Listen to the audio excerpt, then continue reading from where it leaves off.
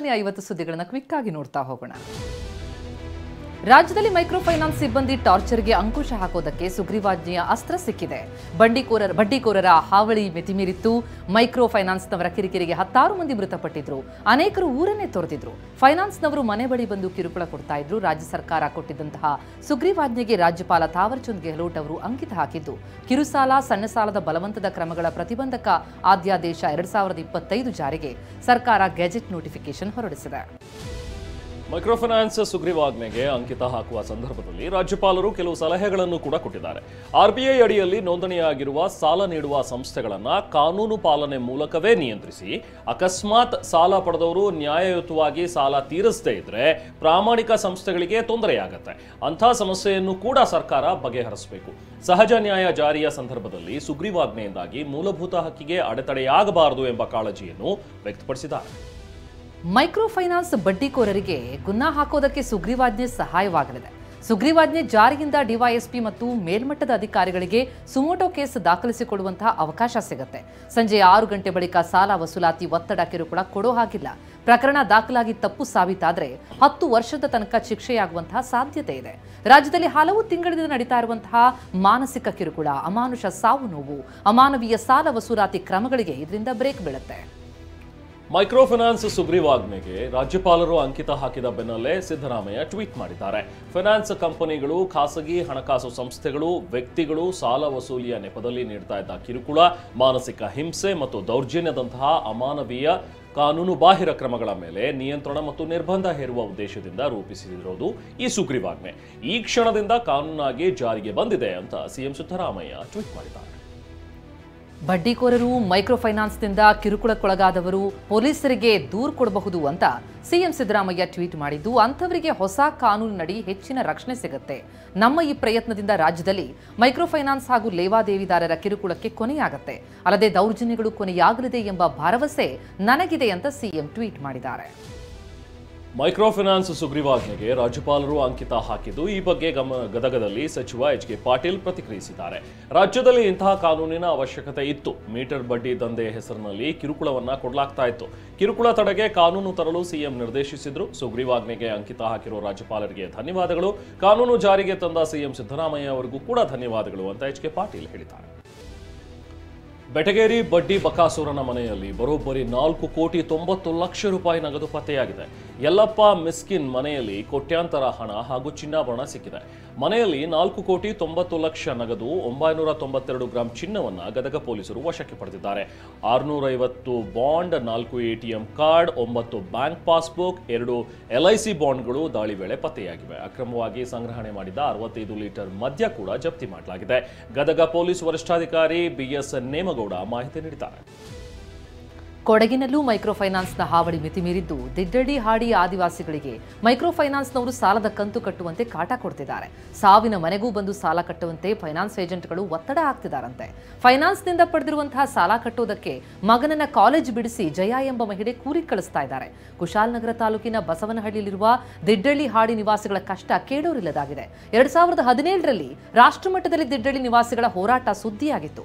ಹೋರಾಟದ ಬಳಿಕ ಬಸವನಹಳ್ಳಿಯಲ್ಲಿ ಆದಿವಾಸಿಗಳು ಮನೆಗಳನ್ನು ಪಡೆದಿದ್ರು. ಕಾರ್ ಓಡಿಸ್ತಾ ಲ್ಯಾಪ್ಟಾಪ್ನಲ್ಲಿ ಕೆಲಸ ಮಾಡ್ತಾ ಇದ್ದ ಮಹಿಳಾ ಟೆಕ್ಕಿಗೆ ದಂಡ ವಿಧಿಸಲಾಗಿದೆ. ಸೋಮವಾರ ಏರ್ಪೋರ್ಟ್ ರಸ್ತೆಯಲ್ಲಿ ಘಟನೆ ನಡೆಯಿತು. ಕಾರು ಚಲಾಯಿಸ್ತಾ ಲ್ಯಾಪ್ಟಾಪ್ ಬಳಸ್ತಾ ಇದ್ದಂತಹ ಮಹಿಳೆ ಇತರರಿಗೆ ತೊಂದರೆ ಮಾಡ್ತಾ ಇದ್ರು. ವೈರಲ್ ವಿಡಿಯೋವನ್ನು ಆಧರಿಸಿ RT ನಗರ ಸಂಚಾರಿ ಪೊಲೀಸರು ಮಹಿಳೆಗೆ ದಂಡ ವಿಧಿಸಿದ್ದಾರೆ. ಅಲ್ಲದೆ ಅಪಾಯಕಾರಿ ಚಾಲನೆಯ ಕೇಸ್ ಕೂಡ ದಾಖಲಿಸಿದ್ದಾರೆ. ವಿವಿಧ ಬೇಡಿಕೆಗಳ ಈಡೇರಿಕೆಗೆ ಒತ್ತಾಯಿಸಿ ಬೀದರ್ ಜಿಲ್ಲೆ ಬಸವ ಕಲ್ಯಾಣ ತಾಲೂಕು ಗ್ರಾಮ ಆಡಳಿತಾಧಿಕಾರಿಗಳು ಅನಿರ್ದಿಷ್ಟಾವಧಿ ಮುಷ್ಕರ ಆರಂಭಿಸಿದ್ದಾರೆ. ಬಸವ ಕಲ್ಯಾಣ ತಾಲೂಕು ಆಡಳಿತದ ಸೌಧದ ಎದುರು ನಡೆಸ್ತಾ ಇರುವ ಮುಷ್ಕರ 3ನೇ ದಿನಕ್ಕೆ ಕಾಲಿಟ್ಟಿದೆ. ಈ ಹಿಂದೆ ಮುಷ್ಕರ ನಡೆಸಿದಾಗ ಲಿಖಿತ ರೂಪದ ಭರವಸೆ ಸಿಗಲಿಲ್ಲ. ಆದರೆ ಸಾರ್ವಜನಿಕರ ಹಿತದೃಷ್ಟಿಯಿಂದ ಪ್ರತಿಭಟನೆಯನ್ನು ಹಿಂಪಡೆದಿದ್ವಿ. ಆದರೆ ಸರ್ಕಾರ ಯಾವುದೇ ಕ್ರಮ ಕೈಗೊಳ್ಳದ ಕಾರಣ ಇದೀಗ 2ನೇ ಹಂತದ ಅನಿರ್ದಿಷ್ಟಾವಧಿ ಮುಷ್ಕರ ನಡೆಸ್ತಾ ಇದ್ದೀವಿ ಅಂತ ತಾಲೂಕು ಅಧ್ಯಕ್ಷ ಕಾಶಿನಾಥ್ ಚಂಡಕಾಪುರೆ ಹೇಳಿದ್ದಾರೆ. ಕರ್ನಾಟಕ ಮಾಲಿನ್ಯ ನಿಯಂತ್ರಣ ಮಂಡಳಿಯ ಅಧ್ಯಕ್ಷರಾಗಿ PM ನರೇಂದ್ರ ಸ್ವಾಮಿ ನೇಮಕವನ್ನು ಪ್ರಶ್ನಿಸಿ PIL ಸಲ್ಲಿಸಲಾಗಿದೆ. R ಆಂಜನೇಯ ರೆಡ್ಡಿ ಎಂಬುವರಿಂದ ಹೈಕೋರ್ಟ್ಗೆ PIL ಸಲ್ಲಿಸಲಾಗಿದೆ. ಸುಪ್ರೀಂ ಕೋರ್ಟ್ ಮಾರ್ಗಸೂಚಿ ಉಲ್ಲೇಖಿಸಿ ರಾಜಕೀಯ ಕಾರಣಗಳಿಗೆ ನೇಮಕ ಮಾಡಲಾಗಿದೆ. ರಾಜ್ಯ ಕಾಂಗ್ರೆಸ್ನಲ್ಲಿ ಪಟ್ಟಕ್ಕಾಗಿ ಕದನ ಜೋರಾಗಿದೆ. ಸಿಎಂ ಕುರ್ಚಿ ಬದಲಾವಣೆಯ ಚರ್ಚೆ ಜೊತೆಗೆ ಕೆಪಿಸಿಸಿ ಅಧ್ಯಕ್ಷ ಹುದ್ದೆ ಬದಲಾವಣೆಯ ಕಾಲ ಸನ್ನಿಹಿತವಾಗಿದೆ. ಒಬ್ಬರಿಗೆ ಒಂದೇ ಹುದ್ದೆ ಎಂಬ ನಿಯಮದಂತೆ ಕೆಪಿಸಿಸಿ ಅಧ್ಯಕ್ಷರ ಬದಲಾವಣೆಯಾಗಬೇಕು ಅಂತ ಕೆಲ ದಲಿತ ಸಚಿವರು ಶಾಸಕರು ಪದೇ ಪದೇ ಒತ್ತಡ ಹಾಕ್ತಾ ಇದ್ದು ಇದರ ಬೆನ್ನಲ್ಲೇ ಎಐಸಿಸಿ ಅಧ್ಯಕ್ಷ ಖರ್ಗೆ ಶೀಘ್ರದಲ್ಲೇ ಎಲ್ಲಾ ರಾಜ್ಯಗಳ ಅಧ್ಯಕ್ಷರ ಬದಲಾವಣೆ ಮಾಡ್ತೇವೆ ಅಂತ ಸುಳಿವು ಕೊಟ್ಟರು. ಇದರಿಂದ ಕಾಂಗ್ರೆಸ್ ಪಾಳ್ಯದಲ್ಲಿ ಈಗ ಸಂಚಲನ.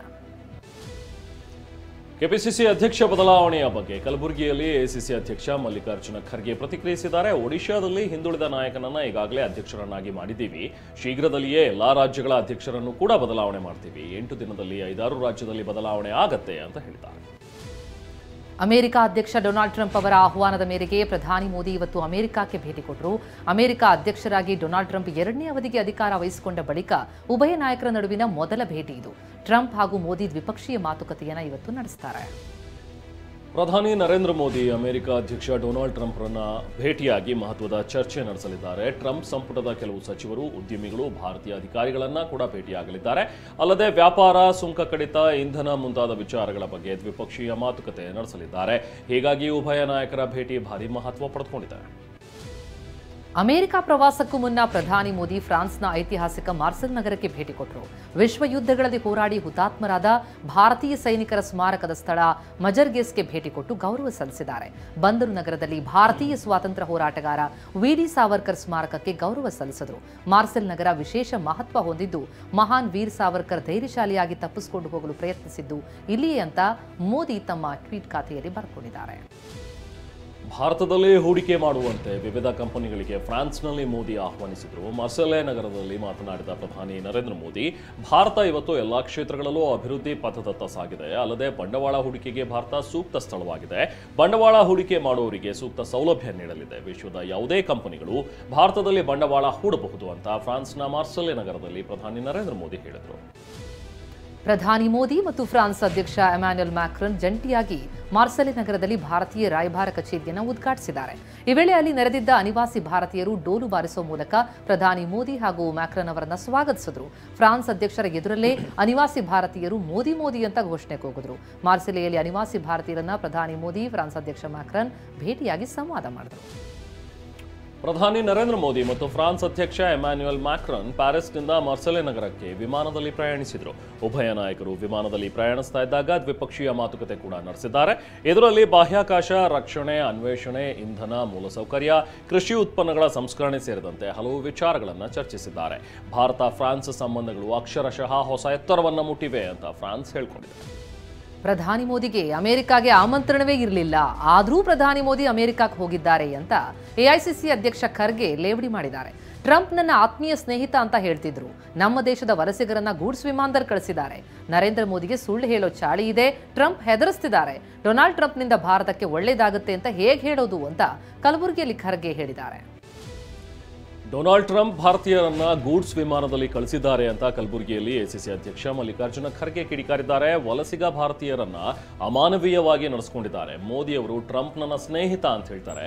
ವಲಸಿಗ ಭಾರತೀಯರಿಗೆ ಅವಮಾನ ಆಗದಂತೆ ನೋಡ್ಕೊಳ್ಳಿ, ವಲಸಿಗ ಭಾರತೀಯರನ್ನ ಕೆಟ್ಟದಾಗಿ ನಡೆಸಿಕೊಳ್ಳದಂತೆ ನೋಡ್ಲಿ ಅಂತ ಕಲಬುರಗಿಯಲ್ಲಿ ಎಐಸಿಸಿ ಅಧ್ಯಕ್ಷ ಮಲ್ಲಿಕಾರ್ಜುನ ಖರ್ಗೆ ಆಗ್ರಹಿಸಿದರು.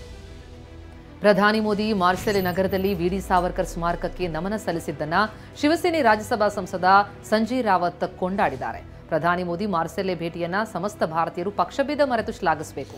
ಸ್ವಾತಂತ್ರ್ಯ ವೀರ ವಿ.ಡಿ. ಸಾವರ್ಕರ್ ಹಡಗಿನಿಂದ ತಪ್ಪಿಸಿಕೊಂಡು ದಡ ಸೇರಿದ ಮಾರ್ಸೆಲೆ ನಗರಕ್ಕೆ ಭೇಟಿ ಕೊಟ್ಟಿರುವುದು ಅತ್ಯಂತ ಸಂತಸದ ಸಂಗತಿ ಅಂತ ಸಂಜಯ್ ರಾವತ್ ಹೇಳಿದ್ದಾರೆ. ಇಂದು ಹೊಸ ತೆರಿಗೆ ಬಿಲ್ ಸಂಸತ್ತಿನಲ್ಲಿ ಮಂಡನೆಯಾಗಲಿದೆ. ಈ ಮಸೂದೆ 23 ಅಧ್ಯಾಯಗಳು, 536 ವಿಭಾಗಗಳು ಮತ್ತು 16 ವೇಳಾಪಟ್ಟಿ ಹೊಂದಿದೆ ಅಂತ ಹೇಳಲಾಗ್ತಿದೆ. ಏಪ್ರಿಲ್ 1, 2026ರಿಂದ ಅಸ್ತಿತ್ವದಲ್ಲಿರುವ ಐಟಿ ಕಾಯ್ದೆಯನ್ನು ರದ್ದುಗೊಳಿಸಲಾಗುವುದು. ಸಂಸತ್ ಹೊಸ ಮಸೂದೆಯನ್ನು ಅಂಗೀಕರಿಸಿದ ನಂತರ ಈ ಮಸೂದೆ ಜಾರಿಗೆ ಬರುವ ಸಾಧ್ಯತೆ ಇದೆ. ಮಾಜಿ ರಾಷ್ಟ್ರಪತಿ ಪ್ರಣಬ್ ಮುಖರ್ಜಿ ಪುತ್ರ ಅಭಿಜಿತ್ ಮುಖರ್ಜಿ ಮತ್ತೆ ಕಾಂಗ್ರೆಸ್ಗೆ ಸೇರ್ಪಡೆಯಾಗಿದ್ದಾರೆ. ಈ ಹಿಂದೆ ಅವರು ತೃಣಮೂಲ ಕಾಂಗ್ರೆಸ್ನಲ್ಲಿದ್ದರು. ರಾಜ್ಯ ಕಾಂಗ್ರೆಸ್ ಕಚೇರಿಯಲ್ಲಿ ನಡೆದ ಸಮಾರಂಭದಲ್ಲಿ ಎಐಸಿಸಿ ಪ್ರಧಾನ ಕಾರ್ಯದರ್ಶಿ, ಪಶ್ಚಿಮ ಬಂಗಾಳ ಉಸ್ತುವಾರಿ ಅಹ್ಮದ್ ಮೀರ್ ಅವರ ಸಮ್ಮುಖದಲ್ಲಿ ಪಕ್ಷ ಸೇರ್ಪಡೆಯಾದ ಮಾಜಿ ಸಂಸದರಿಗೆ ಕಾಂಗ್ರೆಸ್ ಪಕ್ಷದ ಸದಸ್ಯತ್ವ ನೀಡಲಾಯಿತು. ಏಕನಾಥ್ ಶಿಂದೆ ತಮ್ಮ ಹುಟ್ಟುಹಬ್ಬದ ದಿನ ಐಫೋನ್ನಿಂದ ಕೇಕ್ ಕತ್ತರಿಸಿ ಸುದ್ದಿಯಾಗಿದ್ದಾರೆ. ಫೆಬ್ರವರಿ 9ರಂದು ಮಹಾರಾಷ್ಟ್ರದ ಥಾಣೆಯಲ್ಲಿ ಸಮಾರಂಭ ನಡೆದಿದ್ದು ಅಲ್ಲಿ ದೊಡ್ಡ ಕೇಕ್ ಕಟ್ ಮಾಡಲಾಯಿತು. ಈ ವೇಳೆ ಐಫೋನ್ನಿಂದಲೇ ಕೇಕ್ ಕತ್ತರಿಸಿ ಹಂಚಿದ್ದಾರೆ. ಸದ್ಯ ಸೋಷಿಯಲ್ ಮೀಡಿಯಾದಲ್ಲಿ ಈ ವಿಡಿಯೋ ಭಾರಿ ವೈರಲ್ ಆಗಿದೆ. ದೆಹಲಿಯ ಜಂಡೇವಾಲನ್ನಲ್ಲಿ ಆರ್ಎಸ್ಎಸ್ನ ನೂತನ ಕಚೇರಿ ಸಿದ್ಧವಾಗಿದೆ. 5 ಲಕ್ಷ ಚದರ ಅಡಿ ವಿಸ್ತೀರ್ಣದ ಕಚೇರಿ 3 ಟವರ್ ಹೊಂದಿದೆ. ಪ್ರತಿ ಟವರ್ 12 ಮಹಡಿಗಳನ್ನು ಹೊಂದಿದ್ದು ಲಿಫ್ಟ್, ಸೌರ ಫಲಕಗಳಿದ್ದು ವಿದ್ಯುತ್ ವಿಷಯದಲ್ಲಿ ಸ್ವಾವಲಂಬಿಯನ್ನಾಗಿ ಮಾಡುವುದಕ್ಕೆ ಪ್ರಯತ್ನಿಸಲಾಗಿದೆ. 200 ಕಾರುಗಳಿಗೆ ಪಾರ್ಕಿಂಗ್ ಸ್ಥಳ, ಆಸ್ಪತ್ರೆ, ಜಿಮ್ ಕೂಡ ಈ ಕಟ್ಟಡದಲ್ಲಿ ನಿರ್ಮಾಣವಾಗಿದೆ. ಇತ್ತೀಚೆಗೆ ಸರ್ಕಾರಗಳು ಘೋಷಿಸ್ತಾ ಇರುವ ಗ್ಯಾರಂಟಿ ಬಗ್ಗೆ ಸುಪ್ರೀಂ ಕೋರ್ಟ್ ಅಸಮಾಧಾನ ವ್ಯಕ್ತಪಡಿಸಿದೆ. ಈ ಬಗ್ಗೆ ಪರಾಮರ್ಶೆ ನಡೆಯಬೇಕು ಅಂತ ಹೇಳಿದೆ. ಬಡವರನ್ನ ಮುಖ್ಯವಾಹಿನಿಗೆ ತಂದು ಅವರೂ ದೇಶದ ಅಭಿವೃದ್ಧಿಗೆ ಕೊಡುಗೆ ನೀಡುವಂತೆ ಉತ್ತೇಜಿಸಬೇಕು. ಅದನ್ನ ಬಿಟ್ಟು ಜನರ ಅಗತ್ಯಗಳನ್ನ ಉಚಿತವಾಗಿ ನೀಡುವ ಮೂಲಕ ಅವರನ್ನ ಪರಾವಲಂಬಿ ಮಾಡಲಾಗ್ತಾ ಇದೆ ಅಂತ ಅಭಿಪ್ರಾಯಪಟ್ಟಿದೆ. ತೆಲುಗು ಮೆಗಾಸ್ಟಾರ್ ಚಿರಂಜೀವಿ ತಮ್ಮ ಮಗ ರಾಮ್ ಚರಣ್ಗೆ ಎಲ್ಲಿ ಮತ್ತೊಂದು ಹೆಣ್ಣು ಮಗುವಾಗುತ್ತೋ ಎಂಬ ಭಯ ಎಂಬ ಹೇಳಿಕೆಗೆ ಈಗ ಎಲ್ಲೆಡೆಯಿಂದ ವ್ಯಾಪಕ ಟೀಕೆಗಳು ವ್ಯಕ್ತ ಆಗ್ತಾ ಇದೆ. ಈ ಬಗ್ಗೆ ಪ್ರತಿಕ್ರಿಯೆ ಕೊಟ್ಟಿರುವಂತಹ ಸಿಪಿಐಎಂ ನಾಯಕಿ ಬೃಂದಾ ಕಾರಟ್, ಇದೊಂದು ದುರದೃಷ್ಟಕರ ಹೇಳಿಕೆ. ಅಸಂಖ್ಯಾತ ಅಭಿಮಾನಿಗಳನ್ನ ಹೊಂದಿರುವ ಒಬ್ಬ ದೊಡ್ಡ ನಟ ಚಿರಂಜೀವಿ ಇಂಥ ಸೆಲೆಬ್ರಿಟಿಯೊಬ್ಬರು ಹೀಗೆ ಹೆಣ್ಣು ಮಗುವಿನ ಬಗ್ಗೆ ಹಗುರವಾಗಿ ಮಾತನಾಡಬಾರ್ದಿತ್ತು ಎಂದಿದ್ದಾರೆ. ಉತ್ತರ ಪ್ರದೇಶದ ಪ್ರಯಾಗ್ರಾಜ್ನಲ್ಲಿ ನಡೀತಾ ಇರುವ ಮಹಾಕುಂಭ ಮೇಳಕ್ಕೆ ಜನಸಾಗರವೇ ಹರಿದು ಬರ್ತಾ ಇದ್ದು ಕೇವಲ ಭಾರತದಿಂದ ಮಾತ್ರವಲ್ಲ ವಿದೇಶಗಳಿಂದಲೂ ಹಲವಾರು ಭಕ್ತರು ಕುಂಭಮೇಳದಲ್ಲಿ ಪಾಲ್ಗೊಳ್ತಾ ಇದ್ದಾರೆ. ಹೀಗೆ ಕುಂಭಮೇಳಕ್ಕೆ ಬಂದಂತಹ ವಿದೇಶಿಯರಲ್ಲಿ ಹಲವರು ಜನರು ತಮ್ಮ ಅನುಭವ ಹಂಚಿಕೊಳ್ಳುತ್ತಿದ್ದಾರೆ. ಭಾರತದಲ್ಲಿನ ಈ ವಿಶ್ವದ ಅತಿ ದೊಡ್ಡ ಧಾರ್ಮಿಕ ಮೇಳದಲ್ಲಿ ಪಾಲ್ಗೊಂಡಿದ್ದೇ ಸೌಭಾಗ್ಯ ಅಂತಿದ್ದಾರೆ. ಒಂದೆಡೆ ಕಾಂಗ್ರೆಸ್ ಅಧ್ಯಕ್ಷರು ಕುಂಭಮೇಳದಲ್ಲಿ ಮಿಂದೆದ್ದರೆ ಮಾಡಿದ ಪಾಪ ಹೋಗುತ್ತಾ ಅಂತ ಬಿಜೆಪಿ ನಾಯಕರಿಗೆ ಟಾಂಗ್ ಕೊಡ್ತಾ ಇದ್ದಾರೆ. ಮತ್ತೊಂದೆಡೆ ಕಾಂಗ್ರೆಸ್ನ ಹಿರಿಯ ನಾಯಕ ದಿಗ್ವಿಜಯ್ ಸಿಂಗ್ ಮಹಾಕುಂಭಮೇಳಕ್ಕೆ ಆಗಮಿಸಿ ಗಂಗಾ ನದಿಯಲ್ಲಿ ಪುಣ್ಯ ಸ್ನಾನ ಮಾಡಿದ್ದಾರೆ. ಈ ವೇಳೆ ಮಾತನಾಡಿರುವ ದಿಗ್ವಿಜಯ್ ಸಿಂಗ್, ನಾನು ಹಲವಾರು ವರ್ಷಗಳಿಂದ ಬರ್ತಾ ಇದ್ದೀನಿ, ಆದರೆ ಈ ಸಾರಿಯ ಕುಂಭಮೇಳದಲ್ಲಿ ಸರಿಯಾದ ವ್ಯವಸ್ಥೆ ಮಾಡಿಲ್ಲ. ಇದರ ಪರಿಣಾಮ ಎಲ್ಲಂದರಲ್ಲಿ ಟ್ರಾಫಿಕ್ ಕಿರಿಕಿರಿ ಆಗ್ತಾ ಇದೆ ಅಂತ ಉತ್ತರ ಪ್ರದೇಶ ಸರ್ಕಾರದ ವಿರುದ್ಧ ಕಿಡಿಕಾರಿದರು. ಟ್ರಾನ್ಸ್ಪರೆನ್ಸಿ ಇಂಟರ್ನ್ಯಾಷನಲ್ 2024ರ ಭ್ರಷ್ಟ ರಾಷ್ಟ್ರಗಳ ಪಟ್ಟಿಯನ್ನು ಬಿಡುಗಡೆ ಮಾಡಿದ್ದು, ಈ ಪಟ್ಟಿಯಲ್ಲಿ ಭಾರತ ಕೂಡ ಸ್ಥಾನ ಪಡ್ಕೊಂಡಿದೆ. ಈ ವರ್ಷ ಅತಿ ಭ್ರಷ್ಟ ರಾಷ್ಟ್ರಗಳ ಪಟ್ಟಿಯಲ್ಲಿ ಭಾರತ 180 ದೇಶಗಳ ಪೈಕಿ 96ನೇ ಸ್ಥಾನ ಪಡೆದಿದೆ. ಡೆನ್ಮಾರ್ಕ್ ವಿಶ್ವದಲ್ಲಿ ಅತ್ಯಂತ ಕಡಿಮೆ ಭ್ರಷ್ಟ ರಾಷ್ಟ್ರವಾಗಿದೆ. ಅದರ ಬೆನ್ನಿಗೆ ಫಿನ್ಲ್ಯಾಂಡ್, ಸಿಂಗಪೂರ್ ಮತ್ತು ನ್ಯೂಜಿಲೆಂಡ್ ಪಟ್ಟಿಯಲ್ಲಿ ಸ್ಥಾನ ಪಡ್ಕೊಂಡಿದೆ. ರಷ್ಯಾ ಅಧ್ಯಕ್ಷ ಪುಟಿನ್ಗೆ ಅಮೆರಿಕ ಅಧ್ಯಕ್ಷ ಡೊನಾಲ್ಡ್ ಟ್ರಂಪ್ ಕರೆ ಮಾಡಿ ಮಾತನಾಡಿದ್ದಾರಂತೆ. ಕರೆ ಮಾಡಿ ಪುಟಿನ್ ಜೊತೆ ಮಾತನಾಡಿದ ಡೊನಾಲ್ಡ್ ಟ್ರಂಪ್ ರಷ್ಯಾ ಯುಕ್ರೇನ್ ಯುದ್ಧ ನಿಲ್ಲಿಸುವ ವಿಷಯದ ಬಗ್ಗೆ ಚರ್ಚಿಸಿದ್ದಾರೆ ಅಂತ ಹೇಳಲಾಗ್ತಿದೆ. ಜೊತೆಗೆ ಶೀಘ್ರವೇ ಅಮೆರಿಕಕ್ಕೆ ರಷ್ಯಾ ಅಧ್ಯಕ್ಷ ಪುಟಿನ್ ಮತ್ತು ರಷ್ಯಾಗೆ ಡೊನಾಲ್ಡ್ ಟ್ರಂಪ್ ಭೇಟಿ ನೀಡಲಿದ್ದಾರೆ ಅಂತ ಕೂಡ ಹೇಳಲಾಗಿದೆ. ಬಹುನಿರೀಕ್ಷಿತ ಐಪಿಎಲ್ 2025ರಲ್ಲಿ ಆರ್ಸಿಬಿ ತಂಡದ ಕ್ಯಾಪ್ಟನ್ ಯಾರು ಎನ್ನುವ ಪ್ರಶ್ನೆಗೆ ಗುರುವಾರ ತೆರೆ ಬೀಳುತ್ತೆ. ಗುರುವಾರ ಬೆಳಿಗ್ಗೆ 11:30 ಆರ್ಸಿಬಿಯ ಕ್ಯಾಪ್ಟನ್ ಹೆಸರನ್ನ ಫ್ರಾಂಚೈಸಿ ಘೋಷಿಸುತ್ತೆ. ಕಳೆದ ಬಾರಿ ನಾಯಕನಾಗಿ ತಂಡವನ್ನ ಮುನ್ನಡೆಸಿದ್ದ ಡ್ಯುಪ್ಲೆಸಿಸ್ ಈ ಬಾರಿ ಬೇರೆ ತಂಡದ ಪಾಲಾಗಿದ್ದು, ಈ ಬಾರಿ ಆರ್ಸಿಬಿ ಸಾರಥಿ ಯಾರು ಎನ್ನುವ ಕುತೂಹಲ ಜೋರಾಗಿದೆ. 2025ರ ಐಪಿಎಲ್ನಲ್ಲಿ ಆರ್ಸಿಬಿಯ ಕ್ಯಾಪ್ಟನ್ ಆಗಿ ಕೊಹ್ಲಿ ಮತ್ತೆ ಸಾರಥಿ ಸ್ಥಾನ ತುಂಬಲಿದ್ದಾರೆ ಅಂತ ಸಾಮಾಜಿಕ ಜಾಲತಾಣಗಳಲ್ಲಿ ವಿಡಿಯೋಗಳು ಮತ್ತು ಫೋಟೋಗಳು ಹರಿದಾಡ್ತಾ ಇವೆ. ಕೋಟಿ ಆರ್ಸಿಬಿ ಅಭಿಮಾನಿಗಳು ಹಾಗೂ ಕೊಹ್ಲಿ ಅಭಿಮಾನಿಗಳ ಭಾರೀ ಕುತೂಹಲಕ್ಕೆ ಇವತ್ತು ಬೆಳಿಗ್ಗೆ 11:30ಕ್ಕೆ ತೆರೆ ಬೀಳುತ್ತೆ.